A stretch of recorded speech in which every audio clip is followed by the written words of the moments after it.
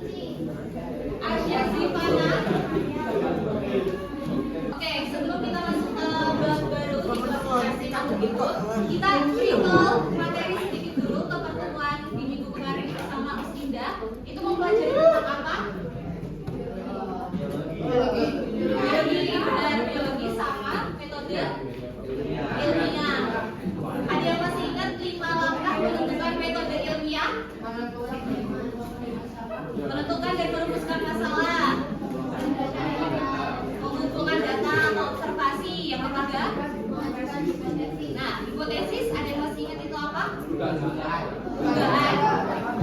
sementara. Setelah hipotesis, eksperimen. Terus yang terakhir, menarik kesimpulan. Terus habis itu pengumpulan data juga. Nah, di dalam penyusunan metode ilmiah itu ada 3 variabel.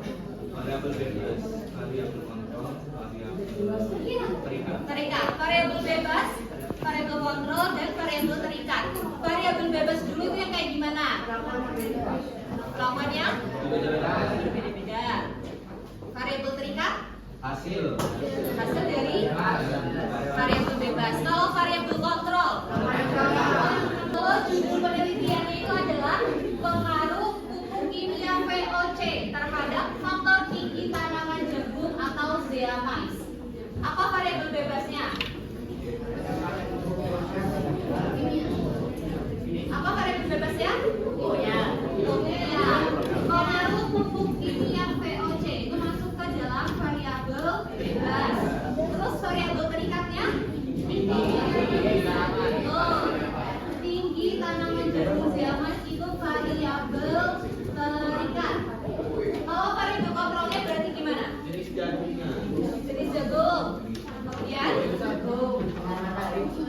kesuburan tanah, tempatnya juga betul, kena cahaya atau nggak kena cahaya betul. Terus apa lagi? Kualitas air, kualitas tanah, gitu ya. Nah, pernah kalian masuk ke Alfamart atau ke pasar? Pastilah pernah.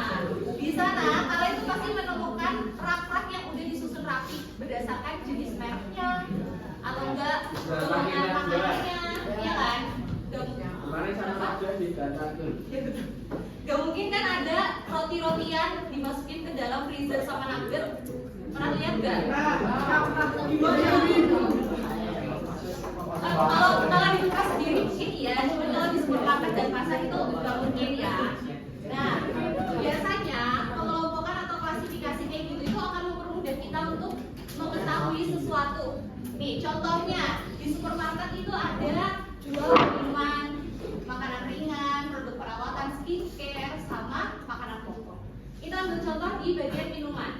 Di minuman itu kan jenisnya banyak banget ya. Ada soda, ada susu, jus, teh-tehan.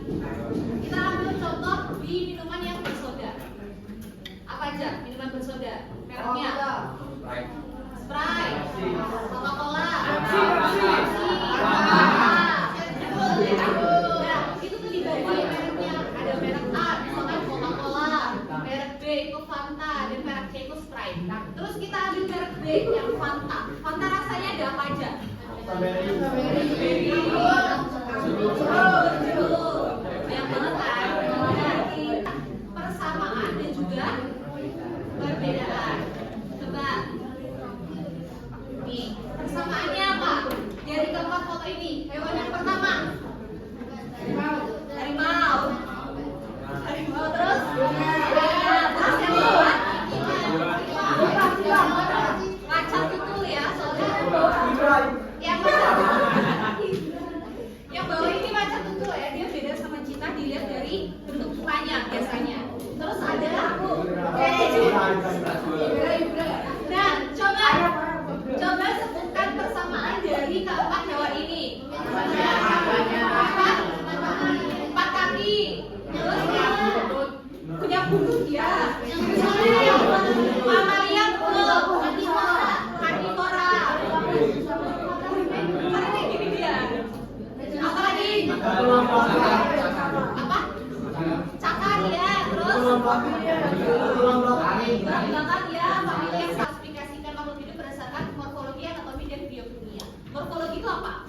mempelajari bentuk dari luar, struktur luar dari organisme. Betul, jadi dilihat bagian luar tubuhnya. Kalau anatomi, bagian dalam atau struktur organ ya. Kalau biokimia coba. Selnya. Jadi ada kemarin catatannya, minggu kemarin masih ada. Ada. Jadi biokimia itu tuh kayak misalkan sel-sel kimia yang ada di dalam tubuh manusia. Ini contohnya manusia, makhluk hidup. Contohnya hewan, apa ini? Tumbuhan. Tumbuhan itu bisa fotosintesis atau enggak? Bisa, ya kan, dengan cara mendapatkan sinar matahari. Kalau manusia bisa fotosintesis enggak? Enggak bisa. Bisa memproduksi makanannya sendiri enggak? Enggak bisa ya. Makanya dari biokimia juga kita bisa mengklasifikasi. Oh, kamu catat.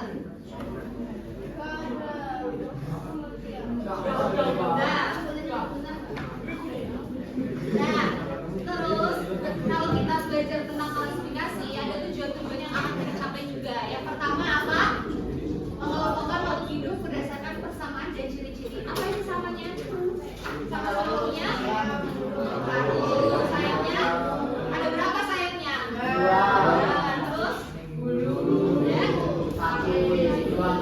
Ya, dan dari sini juga kita bisa menentukan beda spesies karena paruhnya itu beda. Yang satu makan apa? Yang ini elang. Itu bukan. Oh ya, bukan. Itu makan karnivora, hewan ya. Kalau ayam, omnivor bisa sama jadi biji-bijian ya. Selain itu juga dengan mendeskripsikan ciri-ciri suatu jenis makhluk hidup. Tadi siapa yang absen pakai ini anggrek? Coba deskripsikan anggrek. Ya, dia hidup di mana? Biasanya mereka ya di pokok. Ya. Terus kalau sebelah kanannya apa? Teratai. Ya, teratai. Itu teratai dia hidup di mana? Di air. Berarti proses hidupnya membutuhkan banyak air. Kalau kaktus? Ya. Hidup di gunung, benar. Ya, bukan simpanse. Kalau yang ini? Orangutan. Orangutannya bener nggak? Kenapa? Ya, sama-sama monyet ya, sama-sama masuk ke dalam primata. Sama-sama primata. Cuma dari sini juga bisa melihat bedanya. Apa? Warna. Ya, terus struktur wajah. Kita masuk ke bagian perkembangan sistem klasifikasi. Tadi dari yang tadi saya jelasin ada yang mau bertanya? Iya. Bisa lo tahu enggak? Gak punya bisa. Nama ilmu ini apa?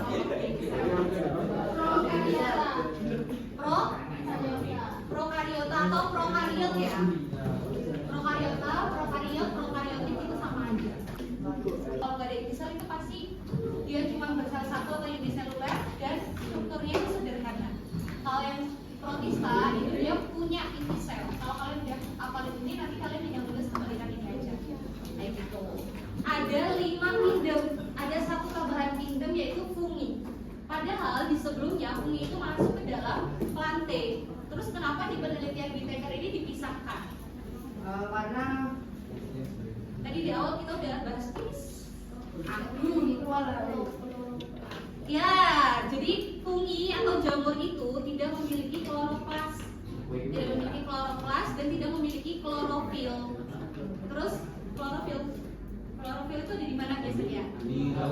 Kalau kloroplas di batang ya biasanya ya. Nah, selain itu fungi dipindahkan ke dalam fungi dikeluarkan di kingdom plante juga karena penyusun dinding selnya itu beda. Ini